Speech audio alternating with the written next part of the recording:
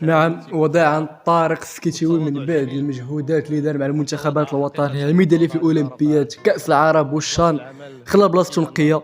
من بعد التجاهل من الجامعة الملكية المغربية لكرة القدم والتعيين ديال وهبي اللي حنا ما كنضربوش في الجامعة، اللاعب أو المدرب قدم مستويات كبيرة، عطيتيه 3 المنتخبات كلهم جاب بهم القاب، ولكن كنحتارموا الراي لا ديال الجامعه لا ديال طارق.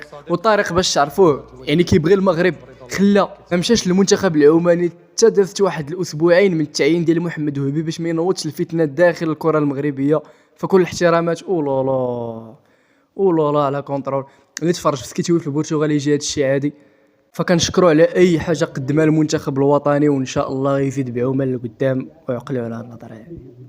ومع توقع التشكيل الرسمية اللي غيدخل بها محمد وهبي في مباراة الجمعة القادمة الودية تاع المنتخب الوطني المغربي، فمبدئيا صعيب توقيع التشكيلة بحكم أن المدرب أول مباراة ليه مع المنتخب ولكن غادي نعطي رأي شخصي. حراسة المرمى ياسين بونو بطبيعة بدون منازع، خصوصا في عدم تواجد منى المحمدي. كاين حراس كبار حاليا اللي هما حارس الوداد وحارس الرجاء مهدي بن عبيد والمهدي الحرار. البوست اللي فيه المشكل حاليا هو قلب الدفاع اللي كرأي شخصي كنتوقع ديوب وزيد شادر رياض دفاع انجليزي بامتياز كيلعبوا بجوج في الدوري الانجليزي الممتاز في انتظار العوده ديال نايف اكرد. كظاهرين بطبيعه الحال ما يتبدلوش، اشرف حكيمي، ناصر المزراوي كظهير ايسر. وسط الميدان كما كتعرفوا محمد وهبي كيلعب بجوج تاع لي لاكس، يعني كيلعب بجوج ديال الستوات، وبطبيعه الحال غادي يكونوا نائل العناوي ربيع حريمه هادي ما حيداش الطبيب. قدامهم كاين اللي تيقول اناحي، ولكن كراي شخصي كنقول ما يمكنش المدرب غيلعب بجوج ديال اللاعبين ديال الارتكاز وغادي يلعب قدامهم